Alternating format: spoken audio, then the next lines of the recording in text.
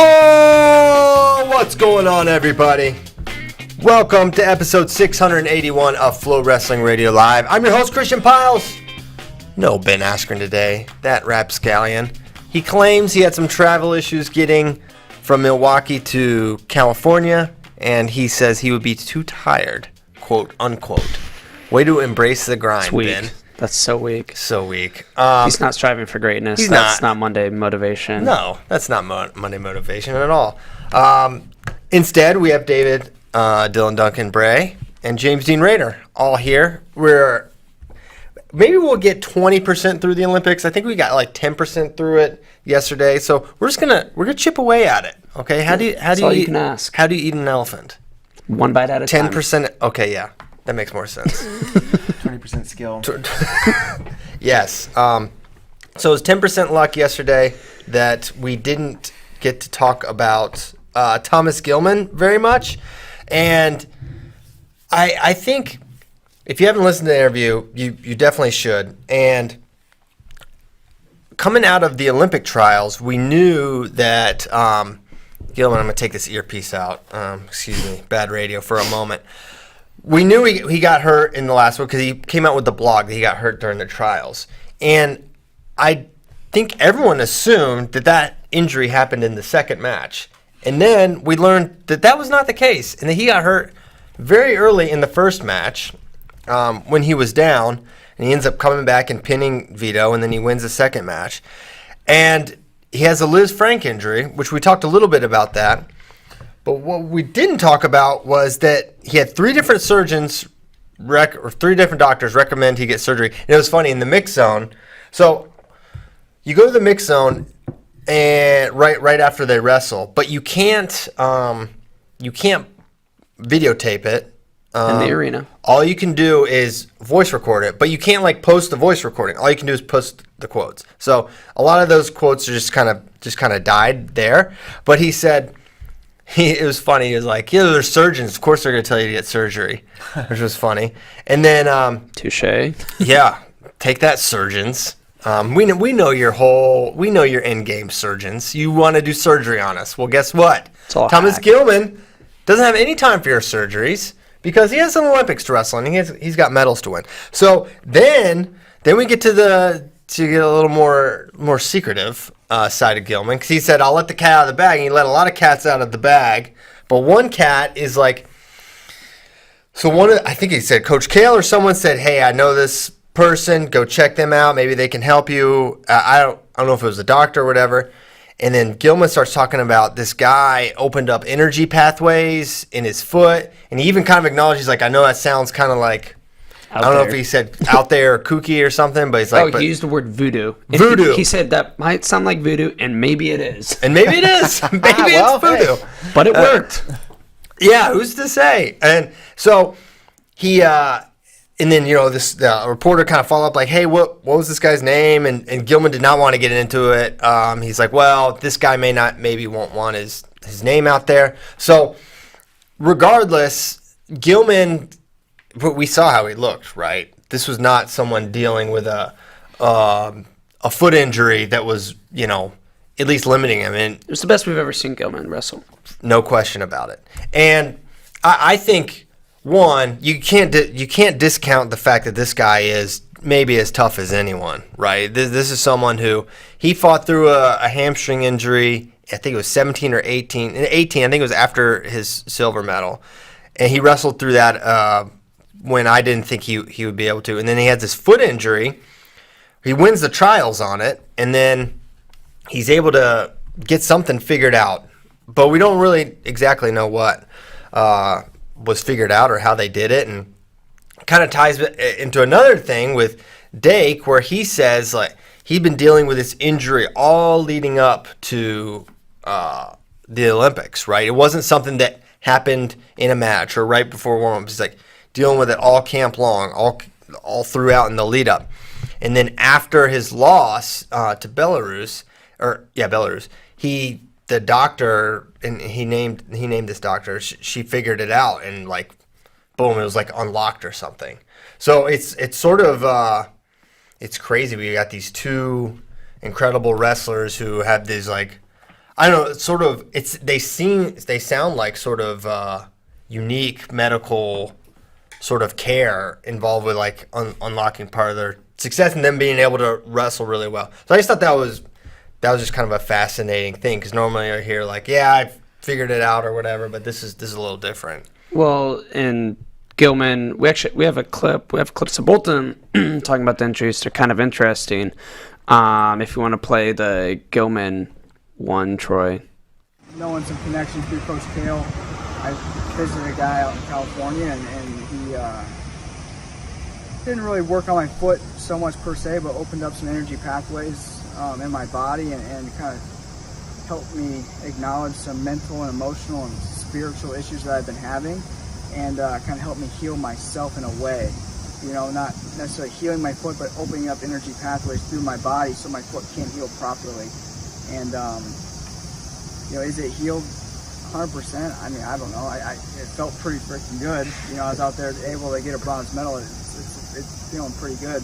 But I think I just need to take some time now to reevaluate kind of where I'm at and how to move forward and kind of take the lessons that I've learned and really apply them. You know, I mentioned the mix zone, you know, listen to God and listen to my body. So God struck me down and said, listen to me, son. You know, I gave you this body, I loaned it to you to take care of it. And I've done a very bad job at taking care of my body. You know, I eat good, I eat clean, I live a good, clean lifestyle, but as far as training and overtraining and taking, you know, right recovery and stuff, I don't know how good of a job I was doing with that. So I just need to keep taking care of my body, and that's the next step right now, is kind of going back, reevaluating, seeing if there is anything I can do. And if there's not, then we move forward full steam and we just figure out what's next. But if there's something that can be done, then we do that. We got to take care of the body first, because it's just it's here on low, right? Eventually it'll come and it'll go back to the maker. So just take care of it while I got it. Yeah. So yeah, that's a better summary than I gave of the process. So it sounds like now evaluate the foot again, see how healthy or not healthy it is, or I think he said maybe that part or another part, like is it calcified or something like that? Yeah. A different party said something about, like, basically the reason they were recommending surgery was if they didn't get the surgery at that point, then whatever happens with the Liz Frank, like there's the stuff's going to calcify. It's going to be basically, you know, irreversible after a certain point, and that's kind of what they have to figure out now. But it was so interesting to me to listen to Gilman talk about that, and I felt similar listening to Dake, because it's almost like they're speaking a language that I don't understand. Like the things they're talking about, I'm like I kind of know what you're talking about, but not exactly. Like I understand the idea of, like, you know, holistic health, where your mental health and your physical health and emotional, spiritual health are tied together.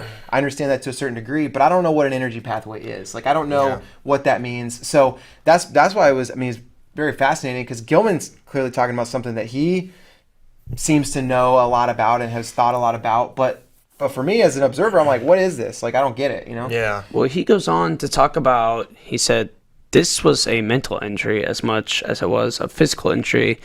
So going to this guy out in California, this voodoo doctor, this witch doctor person, it's almost like how much of this injury and healing and or healing is like placebo effect type of thing. You know, because he realized, like, he even mentioned, like, his back too. He had some problems with his back, and he's like, those are gone. Yeah. Now that he's in a better frame of mind. Yeah, I don't know. I mean, I feel like there's got to be some element of physical improvement for him to. And he knows that too, because now he's or else he'd be saying, I'm going to the World Championships. Yeah. Right. I think the question of a placebo is really interesting, and just like you see so often the way that, like, somebody's mindset or their you know, just their mental approach to the sport can completely change their physical performance. And, you know, you'll see like the Penn State guys talk a lot about gratitude and, you know, having fun and enjoying it, and there's clearly something that they're doing in terms of the mental training to the sport, that approach that has a very direct impact on how they're able to perform on the wrestling mat. There's got to be some part of that, and then I don't know what else there is, but clearly it worked. I mean, like, you know, he was as locked in as he's ever been, and like he said, foot felt pretty dang good. Like, he looked amazing. Yeah. Absolutely. Yeah, he looked as good as ever. I'm curious if we'll see him. I'm also wondering, like, how long is he going to stay at 57? Is he there lifetime? It's kind of, you know, I think he's considering. You think? Yeah. I mean, I just feel like at this point in your career, you're I feel the same way. Locked in. He's never ever, from what we know, had weight troubles. I feel like he's just one of those guys. He's never gonna say he had weight troubles. He's always gonna make weight. He's always gonna compete hard, no matter what. I feel like 25 pounders are always on top of it as much as anyone. Like, it's like what they think about constantly. And 57 kilos is small for an adult male. Like, no matter what. He's you see in that. Look how freaking vascular he is just in that post-match. That's the next day. He's still so freaking shredded and cut up. He's a monster. One thing that's interesting to think about, because if he does move up, then it would probably mean 61 for a little while, and then if he wants to run through 24, 65, or he goes back down. But look at the podium at 65 kilos, and look what weight classes those guys wrestled, you know, just a few years ago, right? I mean, Haji Aliyev was 57 kilo. He's in the finals. Bajrang was a 61 kilo. Rashidov was a 61 kilo. Odaguro was, I don't know when he was lighter at a certain point. I don't know if his senior level he's ever been lower, but those are all guys that moved up. Like, there's a clear history of you move up, and that's not out of the question that you can continue to have success. And his style does not lead to moving up. Well, he's a guy, pressure, control center, like push, control you, and then single leg and kind of grit your way, strongman your way to a finish a little bit. I think he's improved a little bit on that. We saw that at the Olympics, but still by and large part, that's his style. That's his offense, which it doesn't lean itself well towards moving up, in my opinion. Yeah, I mean, we'll see. I mean, I think 61 he'd do fine. 65, yeah. I think that's a different strata there, because, I mean, it's just those guys are. I mean, look at Oda Guru. I mean, that guy and Rashidov, these are like absolute freak athletes and really, really good wrestlers. It'd be a lot for him. I mean, but Agoyev is a freak of nature. The way that guy can move and some of the stuff he can do, and we had him all but beat. So I mean, what would be the difference between someone like Bajrang and someone like Gilman, right? I mean, Bajrang people think about as a little more limited athletically, but he brings an insane pace. He's crazy pace. Like he comes forward, hand fights you to death, and then he pushes late. I don't know. I think if Gilman committed to that process, it wouldn't be out of the realm of possibility for him to make a team and get on a podium, in my opinion. If we can keep it within 9 with Tobier, who knows what's going to happen? If you didn't true. See, I'm sorry, but Valdez Tobier from Cuba, who is a monster. This guy's fantastic. Is wrestling Nias Bekov from Kazakhstan, and he's good too. And Tobier is up 9-0, 9-0, and we can flip it over here. We've got the scorecard. Then Nias Bekov proceeds to tech him 21-11. Now, that is, it was that alone. You see that sometimes in freestyle, like the Brooks, Nate Jackson example from years ago. It happens. Being up 9 and getting teched, we've seen it happen before. Pico did it to Jason Ness back in 2016. But I've never seen, this wasn't breaking. This was, because breaking is like, some of that is like psychological. Tobier body ceased to function. This was a man whose body didn't work anymore. It was like that Gatorade commercial where the guy's body shut down with 50 meters to go and he's just like got the wobbles. Like, this is basically what was happening to Tobier, who's really, really good, and he proceeds to get absolutely smoked in a match where I was like, I'm not a big like Nias Bekov. I never thought he was like all that great, and I was kind of like, Andy Hamilton and I, or probably just me, to Andy, I'm like, this guy, you see, he's not. So Nias Bekov, this is what, when you don't have like an amazing draw, this is what happens. And then he ends up winning 21-11. I was like, okay, well, guess he's got a motor. Valdez, 2-time world medalist at 65 kilos. He's like, he's not, this isn't some random Yeah. Yeah. No. He's super good. He beat Zayn at the 19 Worlds, if you remember, in a crazy match where Valdez got up big, and then Zayn couldn't quite run him down. I mean, watching that on the watch party was so funny. I mean, the look on his face was like, sometimes you see guys and they're like upset or they're distressed, or he was just like the look on his face, like, this is happening to me. I'm powerless against. I remember like we kind of like wrote it off, like started talking about something else or another, and then I was like, guys, look at the score. This is happening, boys. What is going on right now? Yeah, it was. That's quite a second period by Nia's back off there. The most surprising part is that Tobias somehow got 2 in the second, which I don't necessarily remember.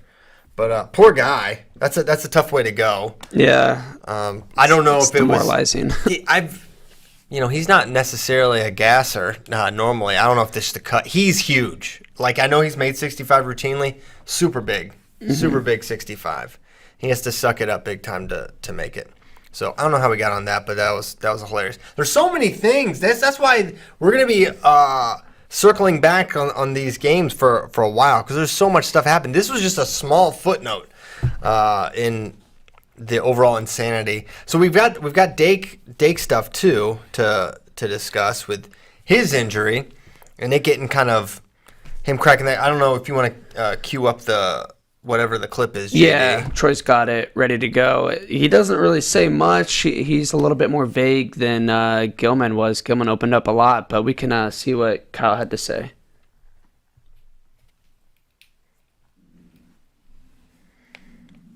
I don't hear it. Yeah, I'm not hearing it. Okay, he pulled it back. Hold on one second. We'll have it for you momentarily.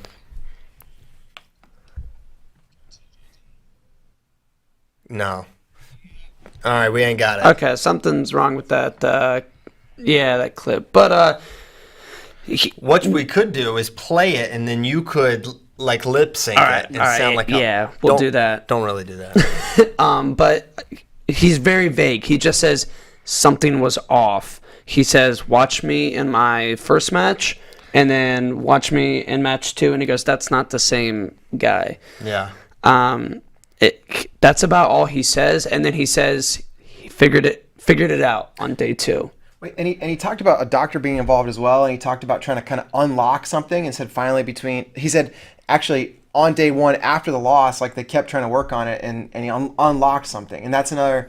Back to the Gilman thing about I don't know exactly what that means. I similarly, I don't know exactly what Dake meant when he said like unlock something. But well, you mentioned it before the show. The only thing that kind of makes sense to me is like a meniscus thing, like flipping or whatever, right? Because that's something that could. But I don't know if that's something a doctor can like manipulate and get it to. Yeah, meniscus, where you said chiropractic, something like that, where they snap something and then boom. But I don't know. And Dake's not one that really gets into that. Well, he details. He mentions in there he wanted to say, but he didn't want to say, he's like he mentioned. Well, he said a couple reasons. I think one, he don't want to make it sound like he's making excuses by getting into the exact injury, and I think the other thing I have to imagine the other thing is he's going to Worlds in here in a couple months, right? So he probably thinks,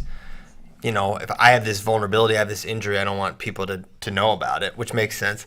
But he said we can hear about it in his documentary, but maybe we'll hear about it sooner if it gets fully sorted out. That'd be the hope.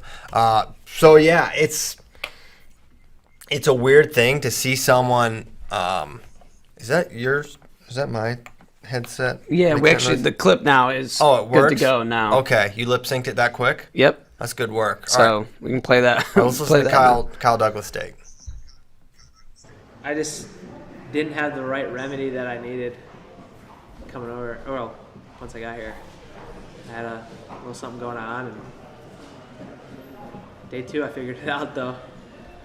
We tried we tried a lot of different things. Doctors here were great, working with me and figuring it all out, but just took one day too long. Got it. So I know I can tell you're not wanting to get into the specifics of what it was, Could you maybe process elimination? Was this weight related at all? No, I didn't think so. Makes sense. my weight was good. I mean, I had biggest turn of your life. You're gonna have a good weight cut, you know. So I come out first match. I feel fine. Like feel fine from the weight cut. Just, I mean, you can go back and watch the matches. What's the difference in the matches? Doesn't look like the same guy, and it didn't feel like the same guy. It stunk, and it stinks because you have one. I mean, it's one day, one freaking day. One day. And that, yeah, it was, we can talk about placebo, this and that, but how different he looked that second day, something definitely changed. Whatever it was got figured out to some degree. Because it was, now, this was something that was impacting him leading up, and it affected him in his first match too. But I was very much in the camp of that was a fine win and performance from Kyle, from a guy that didn't want to win, didn't want to try any offense things against Kyle, and he took a 4-0 win and said, "All right, I'll see you, on to the next one." Yeah. But he says it was impacting him then. I guess maybe wasn't as apparent, but a lot of the Twitter sleuths out there thought there was something up then, and I really didn't. I thought I've watched this guy wrestle a lot, and I don't know if I said it on radio, but this is a guy that had a 1-0 or 2-0 win over Mark Martin at NCAA's his senior year when he won the Hodge. Like Mark Martin continues to catch strays, but well, I mean, I'm just saying this is like one of the greatest of all time, and he had in his senior year he had a. That's fair, but Mark Martin's probably just sitting at home like. Mark Martin is definitely not listening that far. No, I mean, but like Kyle Dake, one of the ways he dominates is by just not giving up any points, giving people zero opportunity to score. I was not worried after match one. It was like, no, he's fine. He's controlling this match. JB had like a criteria win over this guy a year ago, or 2 years ago. Yeah, and it's like, why, for Dake, it's like, why create more risk? I'm sure. I don't know, the way that a lot of us were looking at the bracket was like Dake just needs to get to Chimizo, and then that's going to be the match in the semis, and then he'll be in the finals. But like conserve a little bit for that one, no problem. Like it didn't worry me at all. Now, he didn't use this injury as an excuse per se, because he did talk about how he felt that position. He's in that position, and he goes, "I just couldn't catch my balance, or my balance was off." I lost my balance for some reason. We have a clip of him talking about that too, because a lot of people were like, "This is so weird. Kyle Dake dominates in this position. Mm-hmm. What went on?" So we can listen to what he had to say. That's one of the most dominant positions ever. Yeah. Doesn't matter who I wrestle, whether it be Yanni, David, Gabe Dean, Kyle Snyder, Jordan Oliver, Jordan Burroughs, Jaden Cox. Like, that guy's not strong in all those things. I know that, and he had a good defense. Yanni hits that all the time, so I know the exact feeling. But that where he grabs the leg there. Yeah, inside. It's kind of like a reverse not a reverse Metzger. I don't even know what to call it, but he just like goes for that inside leg and tries to lift it up, or outside leg. And so I felt it before. It's not like something new, and I just couldn't keep my balance. Yeah, couldn't stand up there. Yeah, so to me, I don't know why, this is the first time I'm like listening to that and thinking like, okay, he's saying this guy is not that good in that position. I lost my balance, and I lost my balance because of something going on. I just took it as weird thing. I just didn't have my balance this one time in this moment. But now as I think about it, it's like, oh no, maybe it's something. It was related to that thing. Because it was weird to see him not score from that position and get scored on. Yeah. From there. I can't remember any time when I've ever watched a tournament play out where I have had such wild swings in terms of what I thought this tournament meant for somebody's legacy and for how we were going to think about them. Mm-hmm. Going into this tournament and getting into day one, it was like, okay, Dake he's gonna win to the semis. He's gonna have Chimizo. He's gonna beat Chimizo. He's gonna beat Sidakov.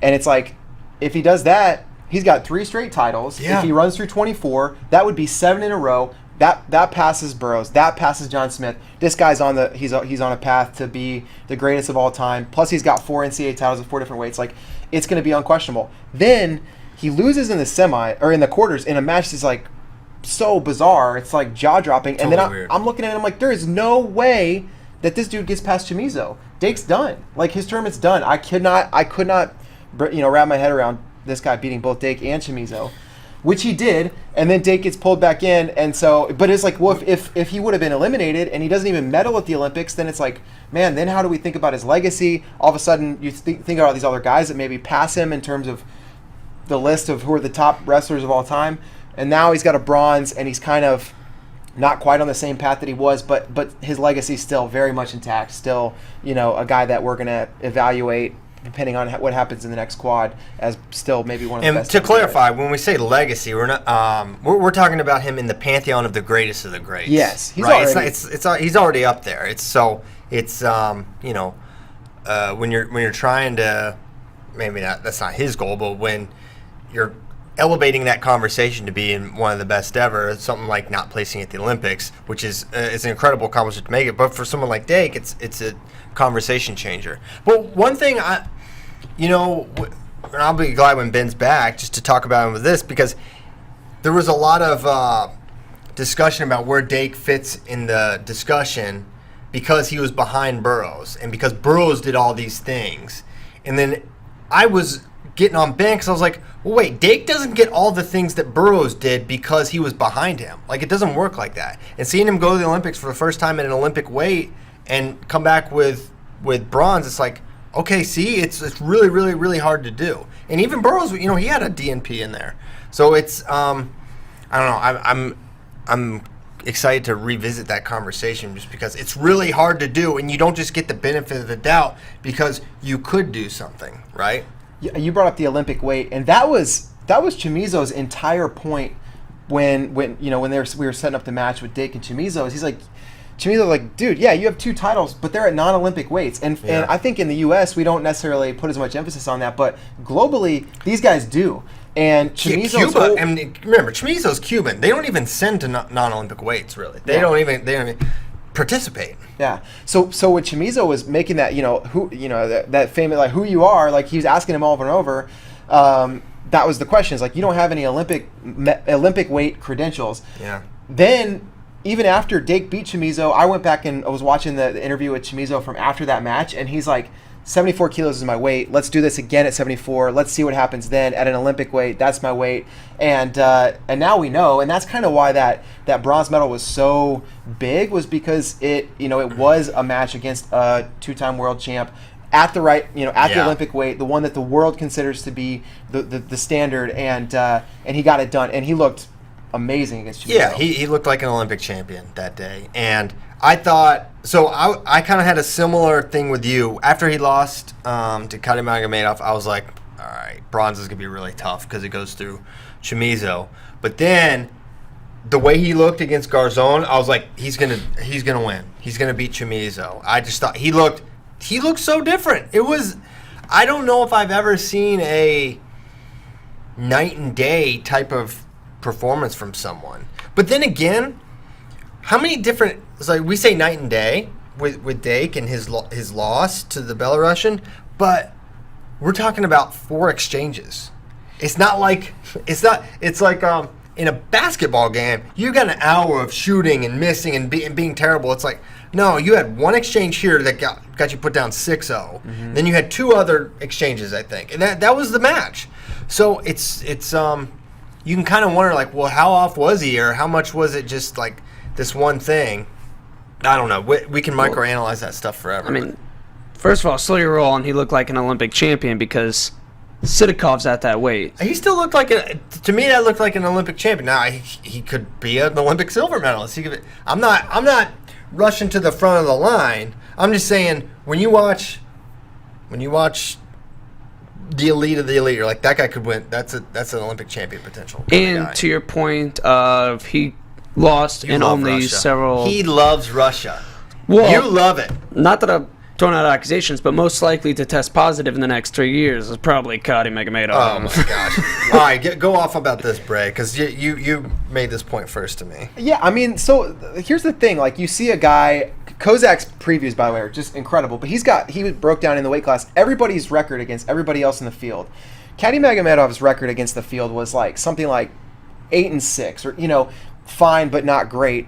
And all of a sudden, he comes out, beats Kyle Dake that way, and he talked about, and Dake even said, in that position, I felt that defense. Those, nobody's, this guy's not stronger than these other guys I've wrestled. That was my initial thing, was like, oh, maybe he's just never felt that specific defense, or something like that. But so he takes out Dake, and then it was like that. I was so worried because there's no way this guy can beat Chamizo, because there's nothing that would suggest he ever had. It's just like maybe Dake had an off match, but then he goes and beats Chamizo. Looks really good doing it. Yeah, puts a ton of points on the board. Like, people do not score that often against Frank Chamizo. It's really unlikely, and so for him to get those 2 wins, that is a massive departure from any performance we've ever seen from that guy. And that to me suggests like something was different, and maybe his energy pathways were popping, but maybe it was something else popping. We'll see. Yeah. It's certainly, when you see that kind of a departure from their normal performance, the questions get asked. And when you're from that part of the world, that even more, right? That's just part of the culture. And he's from Dagestan, and you know what? We kind of know what goes on there to a degree. Not all of them. Maybe we don't know the exact degree, but we can certainly speculate. He had flashes of greatness. Beat Sidakov in 2017. He was Russia's rep in 2017 at 70. That was at 70 kilos, but he hadn't gotten it done on the big stage. He even took bronze at the fake 2020 Worlds, where only half the countries, only half the countries went, and that was even up at 79. And he had lost at Euros to some not so good guys. I think Kozak had him circled as like a dark horse, but no one you thought would beat Kyle Dake and a guy like Chamizo. The Chamizo match was amazing. Because every American was watching it because the fate of Kyle Dake. Right. And it was tough for me because I actually really like Frank, and if it can't be Dake, I wanted it to be him. But I also did not want him to win because I would obviously prefer Dake to medal.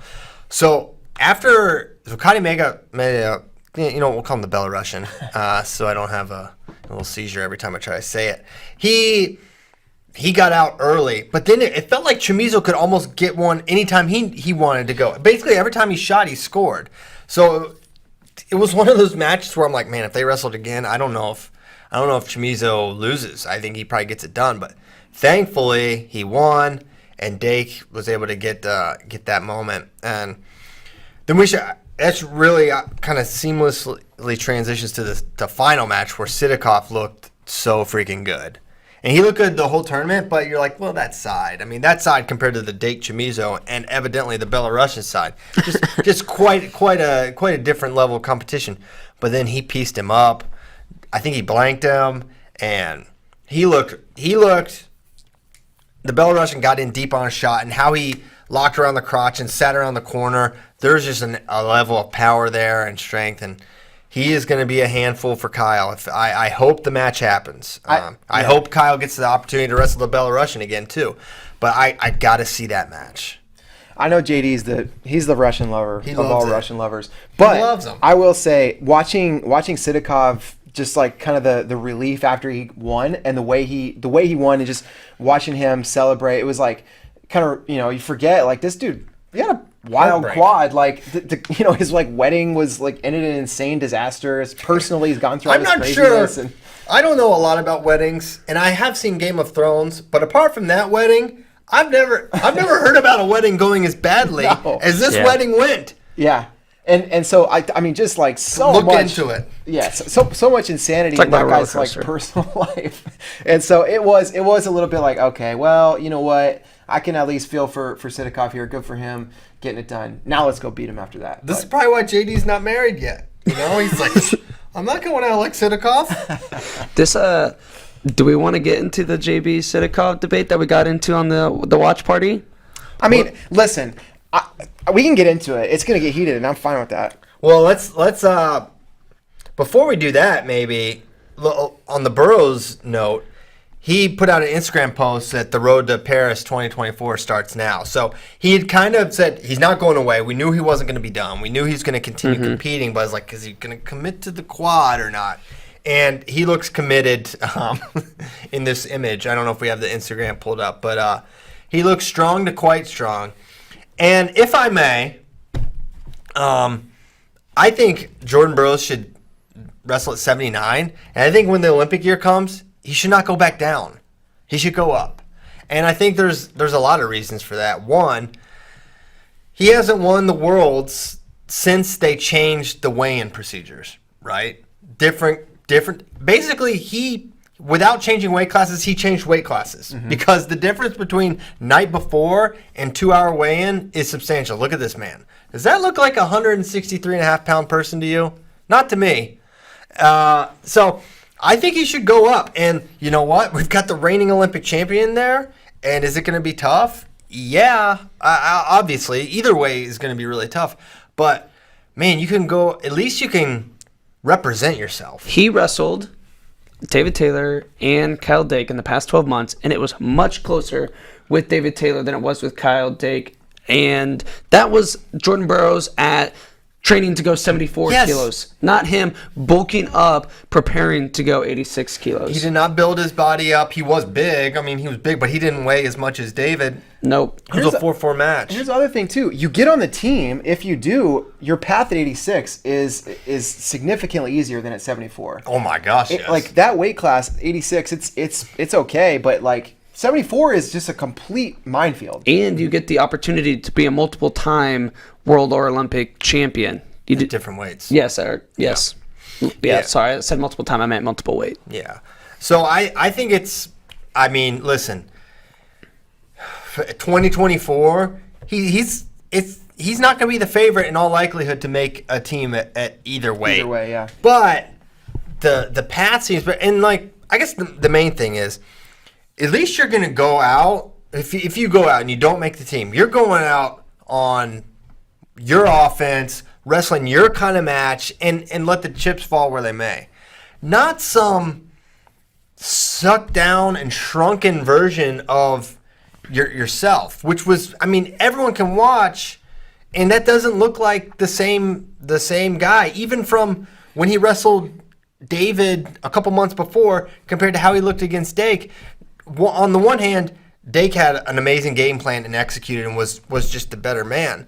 But to see Jordan, just not look like himself, I think go up. I think 79 is going to be great for him. I think it had long been said among the USA Wrestling circles, like, we probably would be better off if these guys were flipped anyways, because Burroughs is a little bigger and Dake could come down. He's maybe more of a natural 74.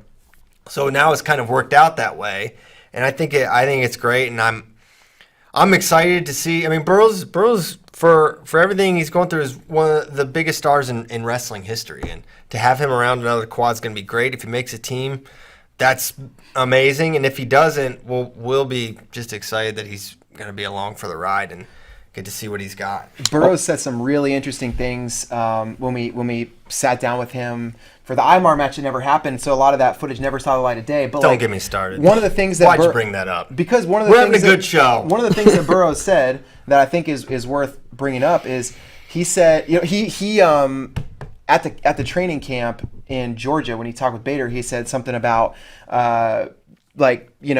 people in the wrestling, they think of the greatest of all time. They think about John Smith. He never missed, right? He won every time. But Burroughs made comparisons to people in other sports, right? Michael Jordan, LeBron, Tom Brady, guys that have 6 or 7 titles in other sports, but 6 or 7 titles out of how many attempts? Like way more than 6 or 7, right? So he kind of made that comparison. And I asked him about that, and he's like, man, look, like wrestling is getting to a point where it is big enough. It is a big enough sport to have stars that are big stars that are not just the guy on the team. And it wasn't always that way, right? It used to be for a long time. You're not on the team, you're obsolete. Like, get out of here. Like, what are you doing? And I think it's a really good thing about that, shows the health of our sport that we've got a guy like Jordan Burroughs who is pushing for another quad without any guarantees. He's not going to be the favorite, but he's still right up there and he could do it. And he is 100% one of the biggest stars in the sport. That is a sign of the health of wrestling. And I don't think, without what Jordan Burroughs has done for wrestling, that people can do that as feasibly. Yeah, right? I agree. All right, what's your debate? What's the argument? Dude, yeah. Y'all go fight? Tee it up. Is it a good thing I'm between Well, it's a y'all? good thing Spay's not here. He was getting real fired up. You get KGBJD? Yes. what year do you think Jordan Burroughs is past his peak? Let's start off with that. I mean, yeah. Okay, so what year was peak Burroughs? I'll give it a range. I think 11 through 15 is as good as we've seen anyone wrestle ever. Okay. I think the Jordan Burroughs GOAT argument is it's not you can't just boil it down to number of titles in the order, but it's like when he was at his best, have we ever seen anyone wrestle at this high of a level? And I'm not sure that I have. Sag Live in a different way, but what he was doing, winning his first 69 matches, and how good he looked, and the variety, and the heart, and the everything. I think that was probably his peak, and I think how incredible that peak was is what gets him in that kind of GOAT argument. Okay. Well, our debate was you get peak Sidakov or peak Burroughs. Oh my gosh. JD's taking Sidakov. I'm taking Sidakov. saying, Preposterous. Get out of here. I mean, that's just ridiculous. That's a ridiculous thing to say. I mean, I just couldn't disagree. You think he was that far past his prime in 2018 and 2019? Look, he never won a world title with the new weigh-in change. Give him full feed at 74 day before weigh-in. No chance. He had him beat. We're talking about. Listen, okay, you're acknowledging that Burroughs in 18-19 was not at his peak, and yet this guy needed last-second heroics for a criteria victory. Yeah, that's what you're also citing. That's what Burroughs did. Part of what made him so great. He wasn't winning like that. He wasn't winning matches. He won matches late all the time. That was part of what made Jordan Burroughs great. Not in 11 through 13. He wasn't. That's because rules were different than he won periods. One of the arguments that Spay was bringing up, which I think is a really good point, is I think I would take peak Sargouche over peak Sidakov. That's what's going to be my next point. Sargouche is better than Sidakov, in my opinion. And Burroughs took him out. And so, like, Okay, that was Sargouche past his prime. I don't know. He just won two titles. Worlds. He was coming off 2 straight titles. He was the won same worlds age in 14. Jordan Burroughs was coming off a world title when he lost to Sidakov. They changed the weigh-in rules. Okay, Sargouche went on to continue to win titles. 2 hour weigh-in, peak Burroughs versus peak Sidakov. 2 hour weigh-in is the problem. So then you take Sidakov. Yes? He's smaller. Yeah, okay.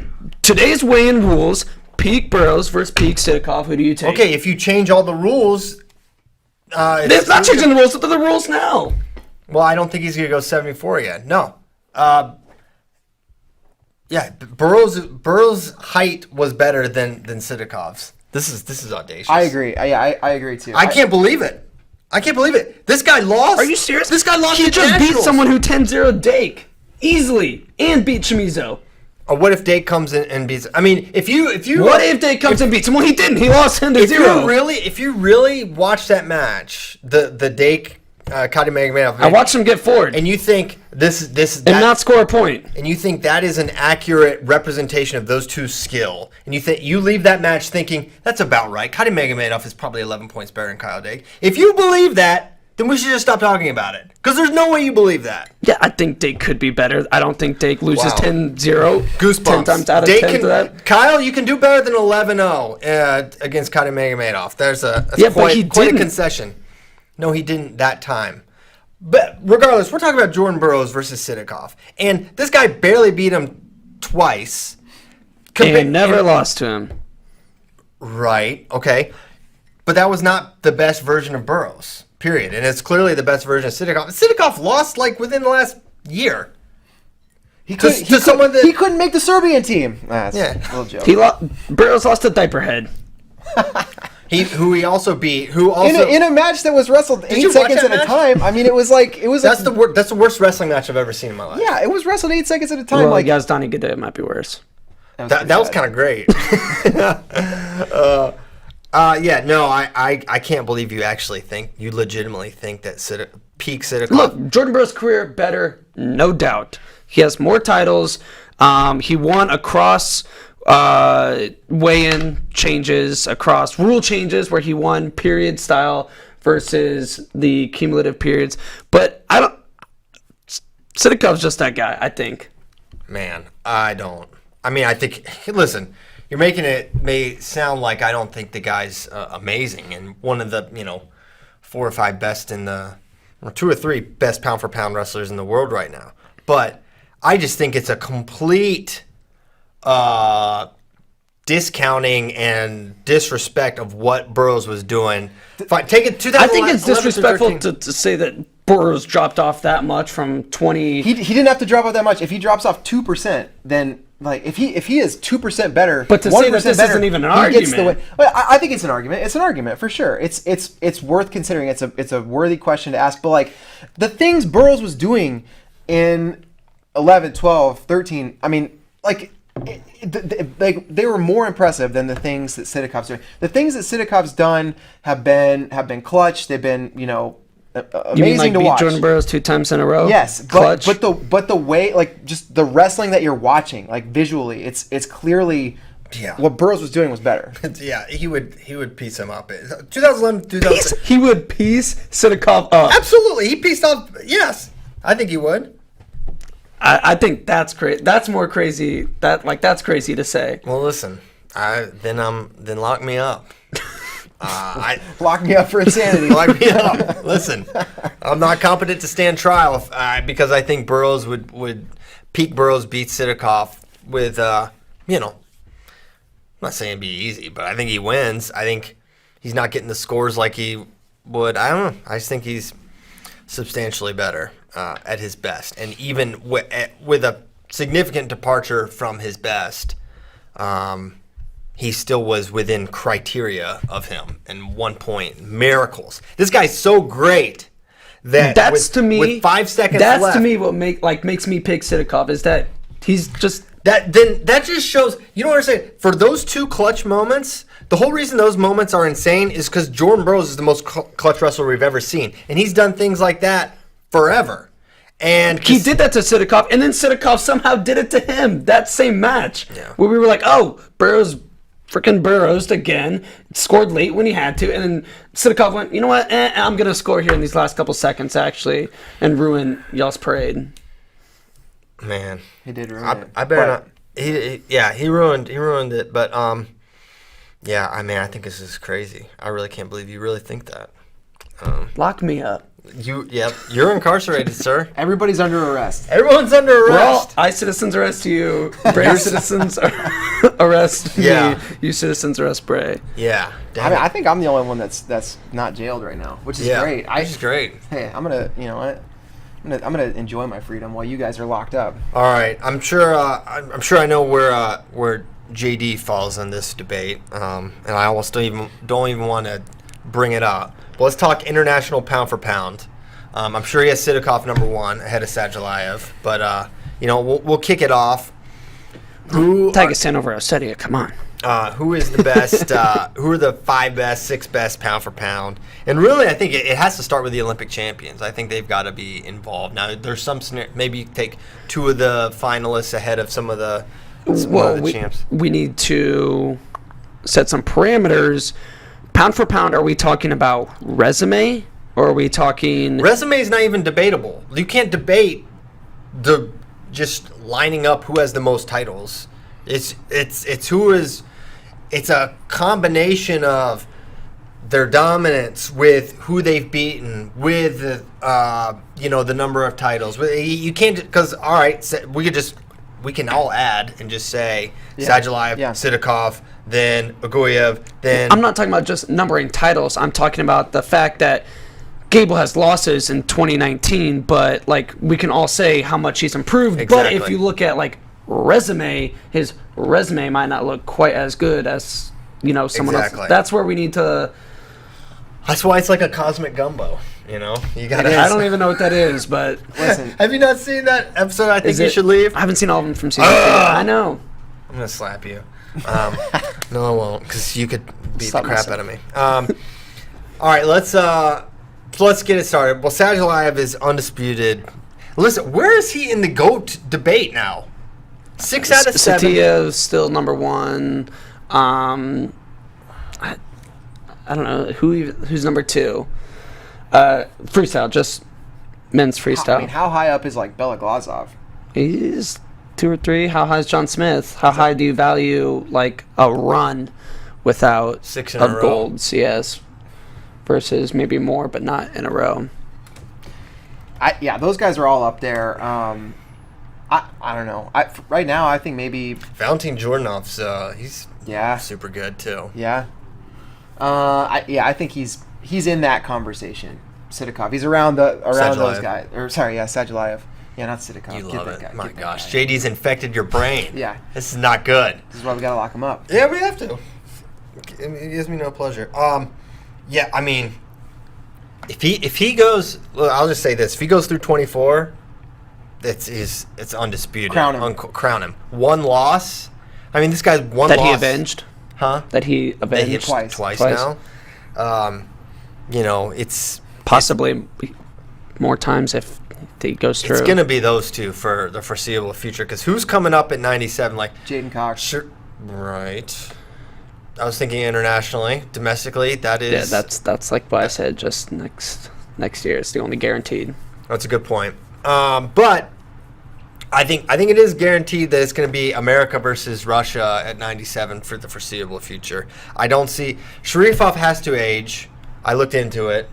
He's still a human. Yeah. He will get older. Odakadze is still out there. Keep getting them checks, young blood. But I know that your day's coming. How about Salas? I was very happy to see Salas get a medal. Yeah. I didn't. Obviously, I wanted Jaden to beat him in 16, but I was kind of like, oh, it'd be cool if he got a medal because I just always thought he was really fun. He did some crazy stuff, and so it was cool to see him get a medal. But he will age, and that bracket I couldn't believe Sharifov beat forever fifth Odakadze. I thought it was in the cards. that guy always loves to lose in the bronze match. he loves it. It's one of his favorite moves. It's not a good one in my Not opinion. a good move. It's not a good move, but it'd be better than any of my moves. So what am I to say anything about it? But yeah, it's going to be America versus Russia that way for the foreseeable future. Sadulayev's obviously number 1. So my case for David Taylor number 2 is as follows. He has not lost. If you say the words Drew Foster to me, Yeah. just don't talk to me ever again. Just don't. He didn't lose to Drew Foster. The injury to fall doesn't count. It just doesn't. It's unfortunate. If it was the finals of a tournament, yeah, Drew Foster would be the winner. But that's not what it was. It was an exhibition match, no score, whatever. Listen, nothing against Drew Foster. He's a beast, but give me a freaking break if you think that guy has a legitimate win over David Taylor. So the guy hasn't lost since 2017 trials to Jaden, okay? Has not lost. That's an incredible run. Now, he has an injury here and there because of the Drew Foster match, but hasn't lost in that much time. He's got an Olympic and a world title, and he's got really, really elite wins. He beat an Olympic champion, Yazdani, now 3 times. He's got a win over Jordan Burroughs, which, oh my, Pardon me. is that how you sneeze? No, I try to muffle it so it didn't go into the old microphone. I just let it rip. I don't want to let it rip. It's okay. A little shrapnel never hurt anybody. Okay, so I don't know if that's true. a sneeze shrapnel. Like anyone ever got sick from germs. Yeah, that's true. Good point. So I think that the longevity and I think the dominance, that's a factor too. It's like, all right, I will grant it. 86 is not as good a weight as 74 kilograms because let's be honest, we're talking about Sidakov versus Taylor versus maybe Ugoyev. Yeah. That's the debate for the next 3 pound for pound. I'd say Guyev's like a tier down. I think it's those 3 probably. I do too. I agree. So I think you have to, because his weight's not as good as Sidakov's, you've got to be dominant. Okay, well, he just torched his way to the finals, and he beat a really, really good guy in the finals, Yazdani, who is an Olympic champion, who basically, has Yazdani lost to anyone other than David since... Not since like 2017 or something He lost like that. to I don't even know. Did he even lose in 2017? He had a lost to Sabalov loss. Sabalov. That was his last one, but he avenged it later that year. But that was a 74, 4. right? He So has, he's never- only lost to David at 86. Right. So this is a really good guy that destroys a lot of people, and David's beaten him 3 different times. So I think the dominance combined with it's he doesn't have it maybe as many good because Sidakov Far has less landmines. Far less landmines. far fewer landmines. I would agree with that. But you know what? Sidakov, one of his big things is that he beat David Taylor or beat Jordan Burroughs. But Twice. That's a shared win. That's a shared win now. They both have beaten him. And Are you putting no asterisk on the Jordan Burroughs win for David Taylor and the fact that when they were at the same weight class, Jordan Burroughs won a handful of times over him?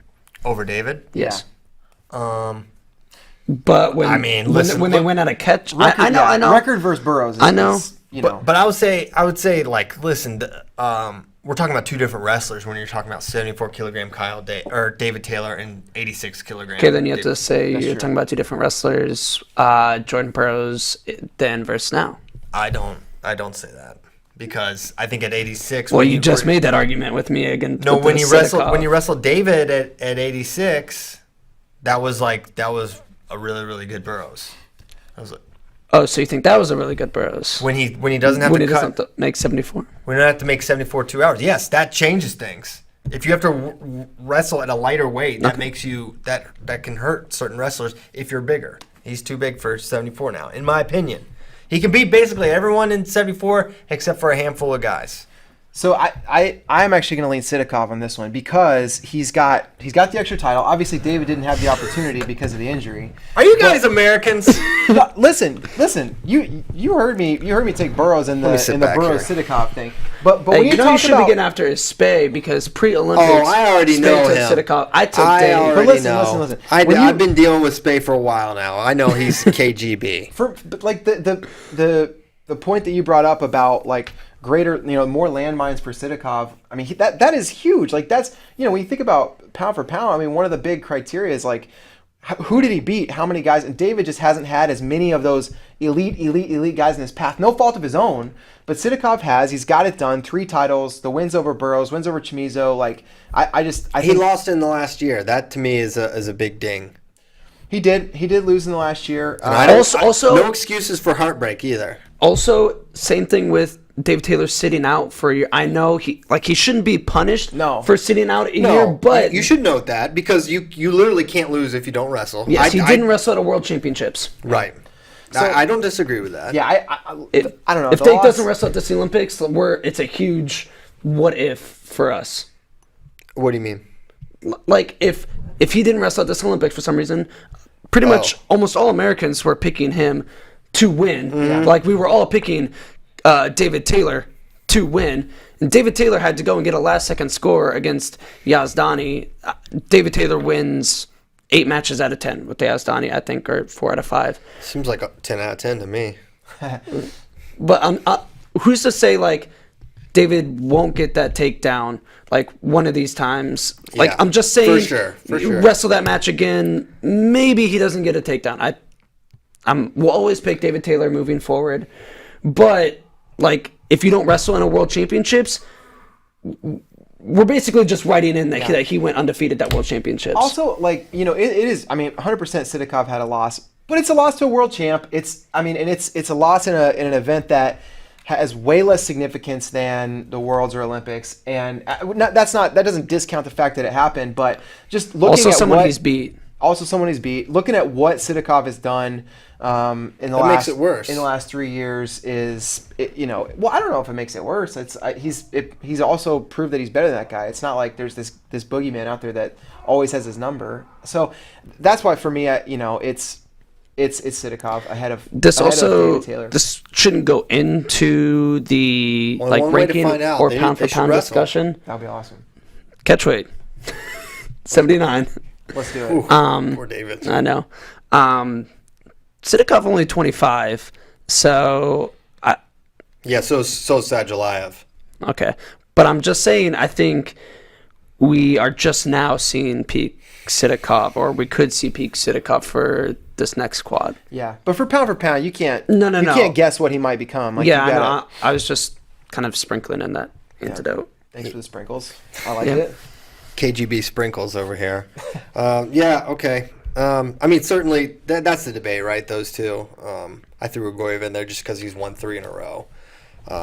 But I think we do agree that those are 2 or 3, and then Ugoyev would probably be next in line. Yeah, I mean the thing about Ugoyev, like he's been ultra dominant and impressive, but he doesn't have a a Yazdani to beat. He doesn't have a Burroughs to beat. He doesn't have a Chamizo even really to beat. We should say I think part of that is because he's won these past 3, but also partially because of the nature of 57 kilos. We don't see guys hang out there for a very A little long more time. transient. Yeah, guys often move up to 61 or can't hold the weight, and we see weight become like a bigger issue. Where especially with these changed weigh-in rules, a lot of guys had to move up. Yeah. Oh, no doubt. Because the weigh-ins change things. I mean the weight class 57 kilos in 2016 compared to 2021 at the Olympics is like night and day, and I think that's the thing. No one's left. Yugoyev didn't have like those kinds of. I mean, listen, like Kinchikishvili was in there, Legend. Sanayev was in there, Haji Aliyev was in there. Legend. Who else? Dubov, Dan Dennis. Higuchi, right? Higuchi was in there. Who else? Lebedev was in there. Oh. Rahimi was The in there. shameful. Like The poisoned. Yalis Boni Rodriguez was in he there. didn't even want to be there. He didn't want to be there. He's like, please don't make me go. Yang from I know, I'm bad. Yang from North Korea was That like dude was really was good. legit. Like that, Erdenbot. Like this was an insane weight. Way tougher. And that was a weight that would be, comparable to a 74 kilos or something like that. Yugoyev hasn't really had to deal with many of those guys, if any, like throughout The the field's entirety just of his the run. with day of weigh-ins at 57. Yeah. We don't need 57 anymore. Like let's give him a couple kilos and Yeah, bump it 61. up. Yeah. 61. That's the junky thing is like 60, 61 was such an amazing weight. Yeah. Remember Asgarov and Kadukov and all those legends. Do it like Greco. Give him 60 as the Olympic and 55 as a non-Olympic. If you get, if you want opportunities non-Olympic, go 55, fine. But for the Olympic weight, 60 I think would make a lot more sense. Especially 2-hour You weights. think they'll ever expand Olympic weight classes back to more than 6? I don't know. We asked. He was asked. Lalovic was asked, and It doesn't seem like it's on the he agenda. obviously wants it, but I think the writing on the wall that probably not anytime soon at least. That's a shame. Which is why I think you see the 10 weights and the a 10 weight worlds every single year. It's like, okay, listen, we need to contest these every single They're year. definitely tweeners. Make it more further legitimize the non-Olympic weights. I think that's a great thing. So, what else? Okay, then we go. See, I would put Steve Gable ahead of Odaguru because now it's tough because Odaguru just won the weight that we're saying was like the best weight. And in the process, avenged his 2 losses from last year. I think with Gable, it's just like how he did it. Getting there, like 8-0ing Taha is just an insane thing to do. And we haven't seen anyone outside of Taha score those kind of points against Gino. I don't like calling him Geno. Maybe that's how you say it. I like Gino. I just like to think it's a guy that has a pizza shop in Manhattan or something. I don't know. He certainly doesn't, but that's how I say his name, so accept it. But yeah, I go Gable ahead of Odaguru because if it's close, I lean towards the American, and I have to provide some balance on this basically Russian propaganda show that I now. It should also be said he won in 2018. Two titles at what is regarded as the toughest weight class. It's tough because at heavyweight, like Gable had to go through 2 absolute legends to do it. And, I mean, they are. The thing is, like, Haji's a legend. Haji Yes, Aliyev he is a legend. He is. Achieving legend status at 65 is a lot harder to do than at heavyweight. Musakayev is a legend. No, he's not. for his And own- let me rant about Musakayev real quick. This dude is no longer even must-watch TV because he just does this weird thing now where he's like, wait, I get tired 1 minute after activity, so now I'm going to do this thing where I'm not going to do anything early Boring. and try to score late. But, I forgot the fact that no matter what I'm doing, if I do it for longer than 3 minutes, I'm tired. So now he's just a boring wrestler. Yeah, he was didn't boring. He didn't do anything He was not. anymore. He was not on his best display. No, this Olympics. He let us down. He changed how he wrestles, and now he's boring. He's not even who he was. I think we can say we all were very excited to watch Musakayev. He was must-watch TV, and he let us down. We wanted to see the guy hang 9 on the board and then lose, 15 to 14. Tobias is my new Musakayev. Yeah. You don't get the antics with That's him, true. though. That's There true. were still some antics. We got a double carcass cam. He does nothing. He does no. But now instead of him doing crazy stuff that I've never seen on the wrestling mat, He he still does. some Hold on. 360s. He does nothing, and then acts hurt. Yeah. That's even worse. Now he's not even now. There's nothing to root for there. The chat was all over that knuckle injury that he was dealing with. Well, So, have you ever dealt with our injured knuckle? Spitz, I'm sure if you have, it's nothing as compared to Musakayev's knuckle. But Yeah, no doubt. Never mind. we There's something with the name. yeah, I know. I'm that not was, going there. yeah. But the thing is, like, getting. Okay, you look at Taha and Gino, and those guys both have 3 titles, 7 medals each, right? So it's hard to get 2 guys like that at 65 kilos just because of the nature of the weight. So Don't even get Timmy Hans into this don't get argument Timmy Hands because into this. He hates heavyweights. He said the fact that Lopez could be considered greatest of all time because he's a heavyweight is just preposterous. He went hard Wow, at it. that is a sizist if I ever. But it is a similar, like, the weight class. It is 2 guys. It has been 2 guys for a couple quads, and that's where, for Gable to take him out it's impressive, but it's almost impossible for there to be guys like that at 65. I am, though, going to lead Gable because you look at Taha, and he has literally never taken a loss that bad. Never. His worst loss in his career was 6-2. Gable handed him an 8-0 loss. Like, that for me is the data point that says, like, okay, I think we can say, Gable pound for pound is doing things that, like, no one is doing. Mm-hmm. And also, because of when the resume is limited, you have to use a little more imagination and, like, extrapolation because he's got such a small resume. But what he's done in that little bit of time is, like, just brilliant. So it's a close debate with all these guys. But yeah, an amazing. Who would be the next guy in? Who's the next guy in the pound for pound? That's not Olympic champion. Yazdani. Kyle Frederick. Well, Yazdani's only lost to TT. Kyle just lost to Cuddy. So I think. No, Kyle Snyder. Oh, Kyle Snyder. Frederick.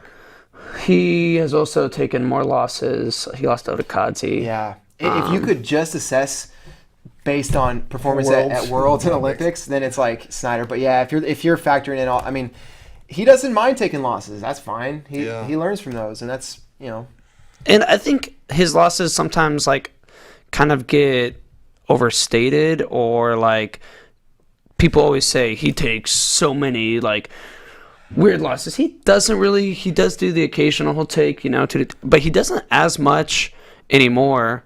Well, he lost to Mohammedan last year, Sharifov at Worlds last year, which that kind of hurts him. The Mohammedan one was like, okay, wow, this is a new feel. He'll get this. The Sharifov one was the one for me. It's like, what is happening? Like, and that was at a World Championship. So, Yeah, I couldn't believe that. I don't think it would happen again, personally. I don't either. So, yeah, I don't know who's the next best guy in there. I mean, Yazdani might be for me. Plus, he won 74 in 2016. Yep. With Burroughs in the bracket. Plus, he beat Pico. You can't forget about that. Dang it. 2010. I couldn't believe how he beat Pico. I was like, this guy ain't gonna beat Pico. Yeah. And he's like, oh my gosh, what the heck? This guy's a freak. Guy who won 74 at the Olympics and took silver at the Olympics at upper weight class is quite impressive. Who struck so much fear Plus in one. the heart of Plus Deepak one. Punia that he wouldn't even take the mat against Correct. him. That is a wild one. What's up? What's wrong with that guy? Get him out of here. Also, the fact I that would've been so the fact that angry Deepak if- Punia made the finals kind of shows you the depth at 86. Depth, not deep. Well, Deepak. David wasn't there. I know, So that hurt. but I'm Top saying half. you take one guy out and like No doubt. No doubt. Not the best way, but Shallow Pack is making the finals. Deepak Shakur, as I call him. All right.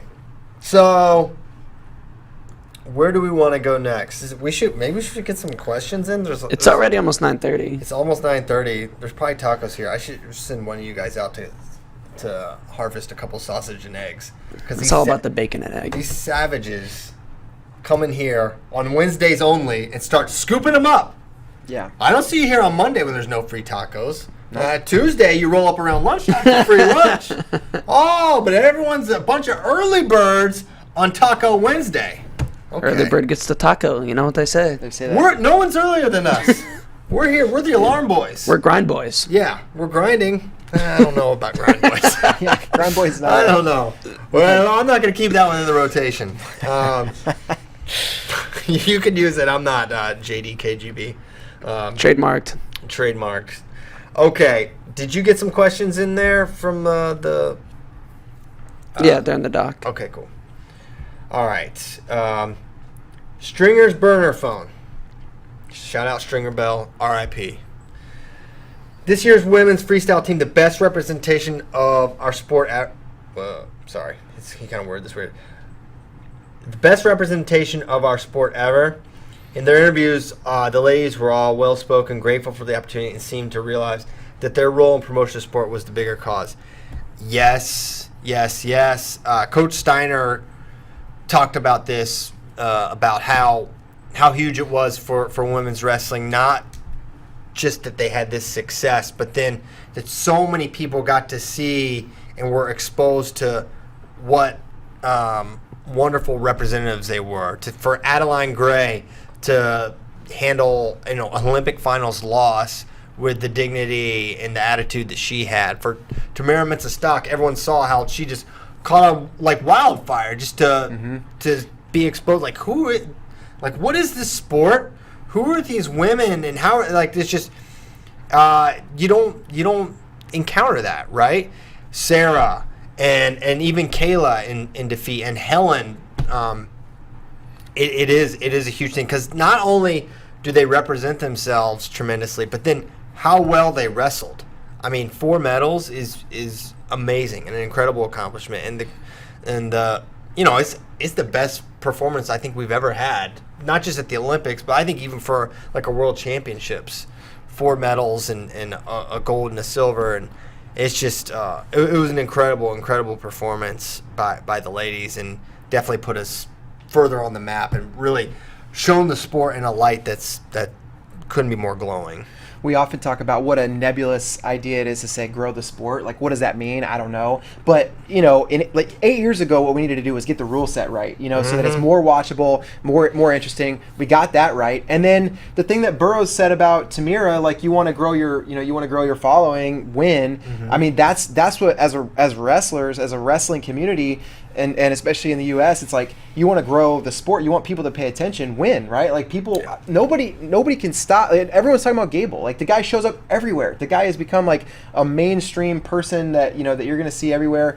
Tamira, I mean, she's grown like crazy, and the women's team especially. Like, this was a sport that I remember. I don't know, 2-3 Olympics ago, people like saying like, wait, that's an Olympic sport, like women's wrestling. It's like, yeah, not only is it an Olympic sport, but we've got great representatives on the mat, off the mat. And I think because of this, people are way more likely to tune in for the World Championships. We've got built-in stars, built-in storylines that we didn't have before. And if that happens, and if people are more and more like paying attention to what's happening in international wrestling, that's going to be massive. And that's the crazy thing about the Olympics, is it's every 4, or in this case 5 years, you get a chance to showcase your sport, or you can just kind of be in the back and remain sort of obscure, right? And it's all tied to winning, right? If we get blanked at the Olympics, people just watch their interviews on Flow, right? And that's pretty much it. That's where it stops. but they win. And to Burrow's point, yeah, that's when you get the further exposure, the national exposure that we're trying to give them. But our voice only extends to wrestling fans. This extends to moms and dads just sitting at home watching, like, wow, I should get my daughter into this. And there was another question. I'm sorry, I'm not sure who asked it, but they asked about the state of wrestling overall now versus after Rio in 2016.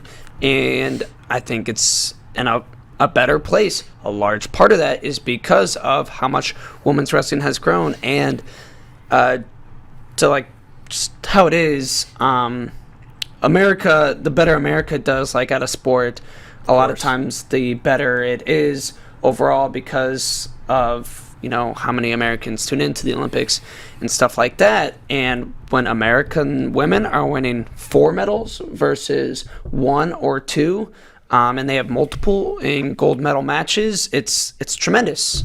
Yeah, it is big. And the state of international, I mean, think about what happened in Rio in 2016. I mean, that was reprehensible, right? What we saw. And now, we saw very fair Olympic Games. We saw amazing wrestling. We saw America do well. That you're right, JD. That is a component, right? And I think I don't know if I have the breadth of knowledge from the entire history of the sport to say this is the healthiest wrestling's ever been, but I believe it is. It's the healthiest it's been in my short lifetime. Yes. Which who knows how old you even were when Jordan Burroughs was winning his first title. I don't even want to know. Considering you were watching, Nickelodeon between Jordan Burroughs' matches, I don't know how much credence we should give. But you know what? You know your stuff about wrestling. So let's let you go. This is gonna take a while for me to shake, JD. just so you know. Anywho, but yeah, I think we're in a super healthy spot. It's amazing.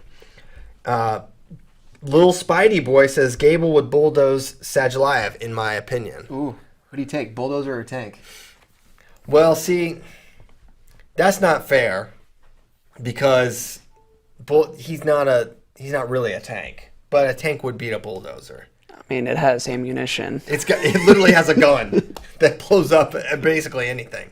Good point. So we'll just take it to listen. Gable's too big. Yes.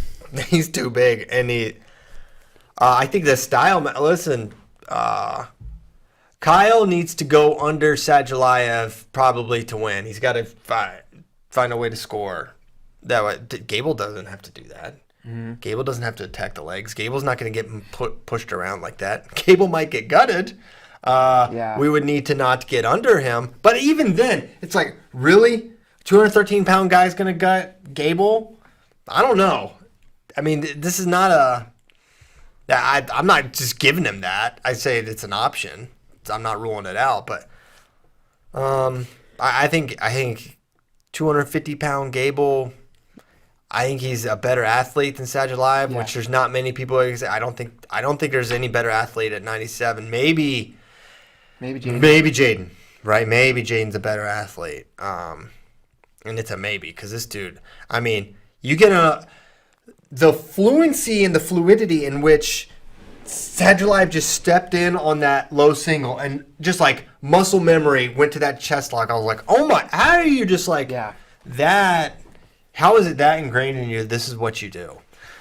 So I just give him a lot of credit. And he's one of those rare, that's why Sajalayev is one of the greatest to ever do it. He's a rare combination of, he's got the grit that he can win some tough matches. He's got the incredible positioning and defense where you basically can't score on him.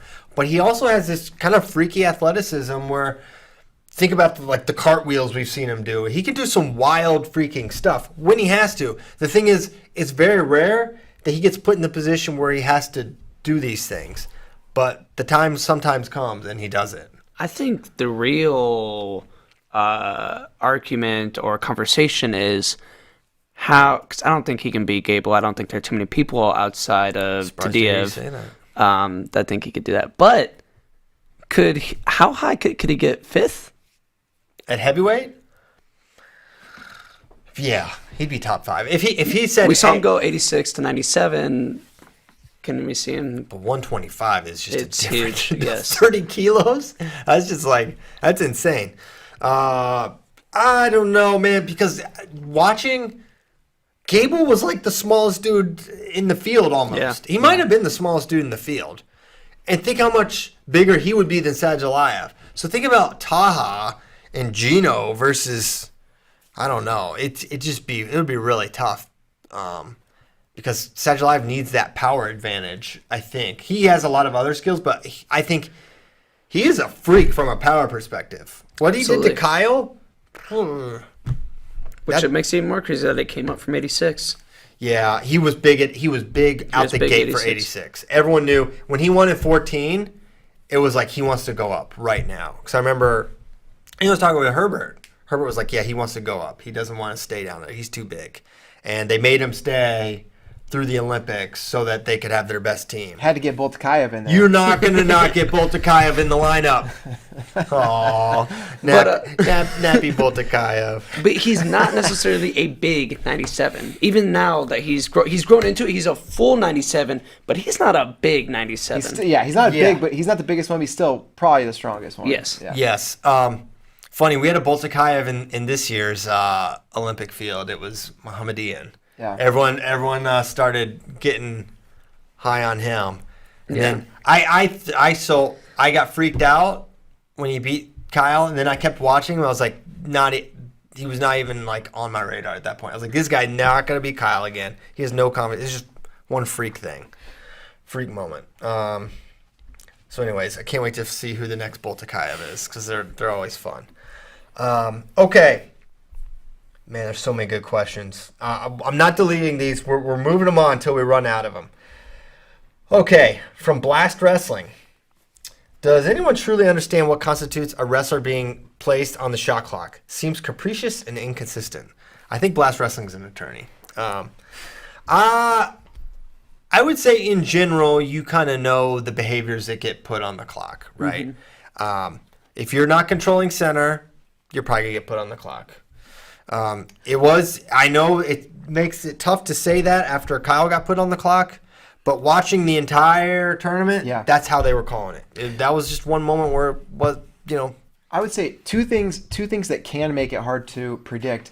One is if you have a match where guys are trading control of center, which does happen, where the hand fight is in the center and one guy, back is a little bit towards, and then he hand fights back. Like those, it's almost impossible to predict. You don't see them that often though. Usually there's one guy who's figuring it out.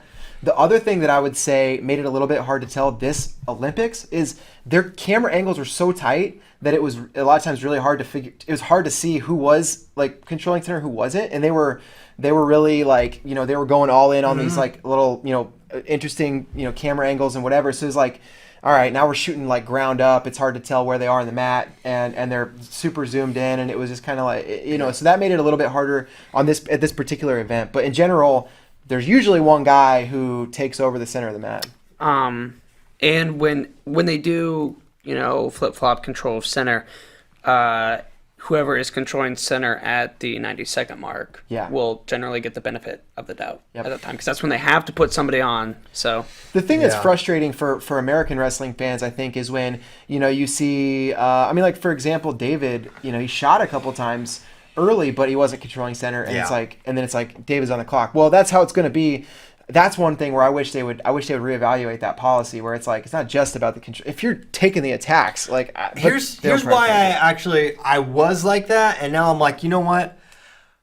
I like it controlling center because that is like much more tangible than a committed attack. Yeah. Because we've seen it. Like, oh, okay, you see it in folk style, right? Guys trying to, all right, I haven't shot for the entire match, and now there's 40 seconds to go. Let me just level change and like swipe at legs and to get a call. It's like, no, you didn't really commit.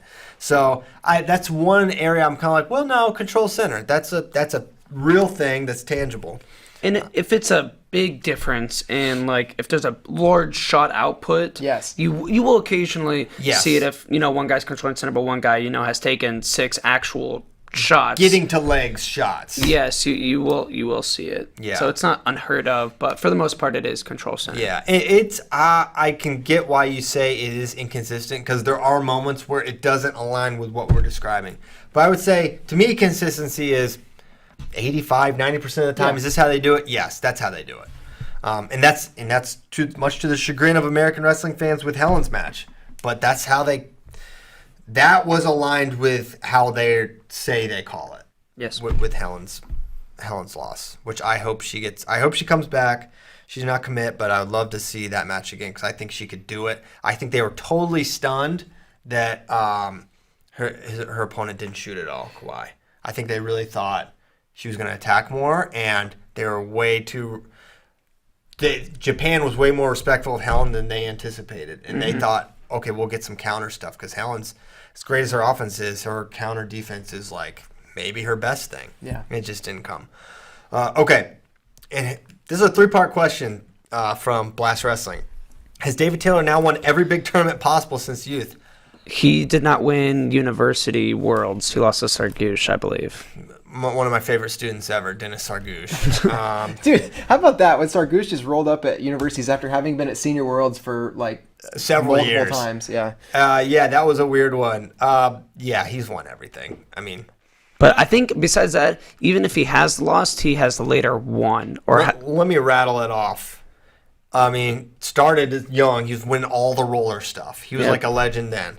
4 Ironman titles, 4 Ohio State tournament titles, Super 32 title. At that point in high school, that was pretty Never much won PA it. State though. So He never won PA States. NCAA titles, world title, Olympic title. That's pretty solid resume. Yeah, he's won it all. Eureka title. Yeah, Eureka. Mm-hmm. Southern Scuffle. Southern Scuffle title. That's a pretty good tournament. Yeah. Okay, and question 3. This guy, 3 great questions, so we'll ask them all. Plus or minus at 8 on how many leg attack takedowns Sadulayev has given up in his senior career. It's over just because of the number of matches. I was going to say under. No, I think it's over. Leg attack takedowns. Leg attack takedowns, Yes. not like go behind takedowns, or just It says leg attack takedowns. Or not him trying to throw and then whoops, got to caught. I don't leg think attack. he's given up Okay, 8 yeah, leg- maybe not. Snyder got one. That's. Well, how many did he Well, get? he got in even get 2017 if you include Well, he 2017. got one this year. He got one, to- he yeah, got one this one. year. There's one. And he had how many? He had 1 or 2 in 2017. You got to remember, this guy doesn't wrestle much at all, Yeah. first of all. Yeah.